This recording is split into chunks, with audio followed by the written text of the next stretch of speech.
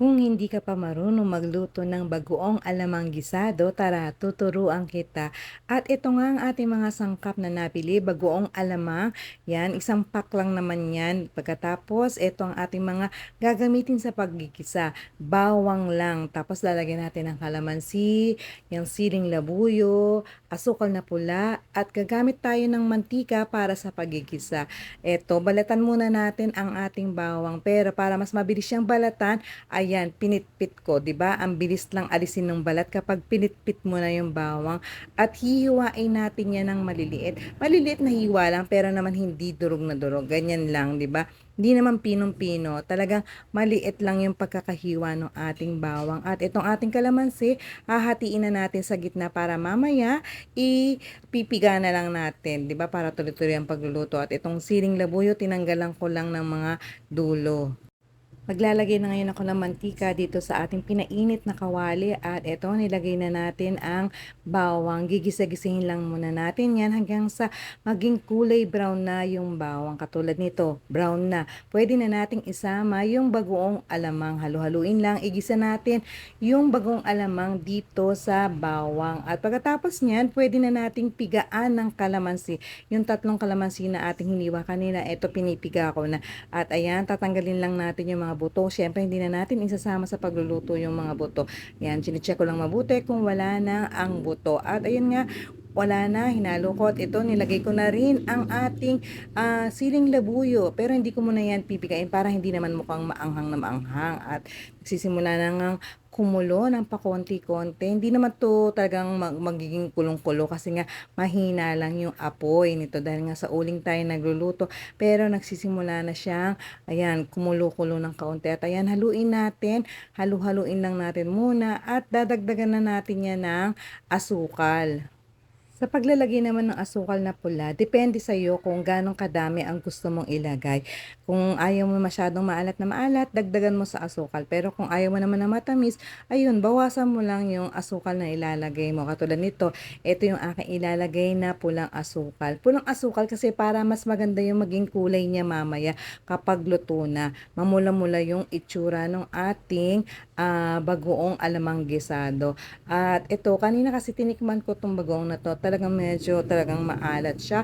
Kaya palagi ko, kailangan ko pang magdagdag uli ng asukal na pula para talagang mabalanse yung alat at yung tamis. Ito, nilagay ko ng lahat yung asukal na aking inihanda kanina. At halu-haluin lang natin yan para talagang mabalanse yung ating asukal dito sa ating bagoong alamang. Haluin lang natin mabuti bago natin yan iiwanan. Ayan, talagang haluin muna at pagkatapos iiwanan lang natin yan para maiga yung kanyang pinakasabaw. 'Di ba? Dahil nga uling naman to ating ginagamit, pwede natin yan iwanan. Pero kung kala lang yung ginagamit, siguraduhin mo na mahina lang yung apoy kasi baka naman masunog, pumangit yung lasa. 'Di ba? Kaya bago mo iiwanan, siguraduhin mo na yung apoy ay hindi talaga nasa malakas ha kasi sayang naman kung masusunog yan, 'di ba?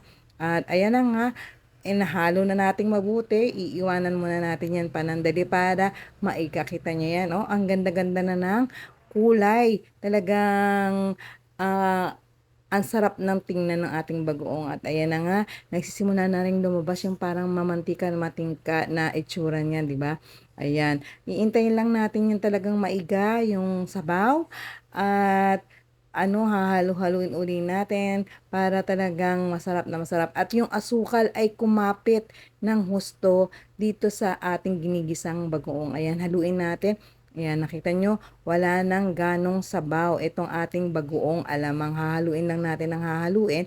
At pagkatapos, pwede na siguro natin niyang durugin ang ating siling labuyo para yung anghang talaga ay lumabas na. Pero hindi naman ito masyado magiging maanghang kasi nga may bata tayong mga kasama na kumakain para makakain na may konting anghang lang pero hindi naman maanghang na maanghang.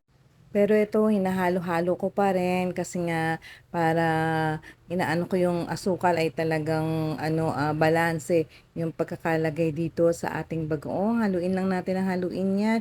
At ayan, pagka medyo masabaw pa, intayin pa uli natin yan maiga. Katulad nito, tingin ko medyo konti pa ang kailangan kasi meron pang konting sabaw akong nakikita. Ayan, iniwanan ko uli. At ayan, hahalu-haluin uli natin yan mamaya. Pagbalik natin kung talagang wala na siyang sabaw. At ito, wala na talaga siyang sabaw. Yan, pipigain ko na tong ating siling labuyo para lumabas na yung anghang talaga at kumapit. Pero hindi po 'to masyadong maanghang, may konting anghang lang na sisipa dito sa ating bagoong, 'di ba? Para nga naman, may anghang, may tamis, pero kaya pa rin kainin ng bata, 'di ba? Yan, hinahalo-halo ko lang para talagang maiga ng gusto yung sabaw nitong ating bagoong alamang gisado. At maya-maya lang puwede na 'tong ihanda. Kasama ng ibang ulam pa, 'di ba? Masarap na sawsawan, 'di ba? Ang ganda ng tingnan. Thank you for watching and don't forget to follow, like, and share. Bye!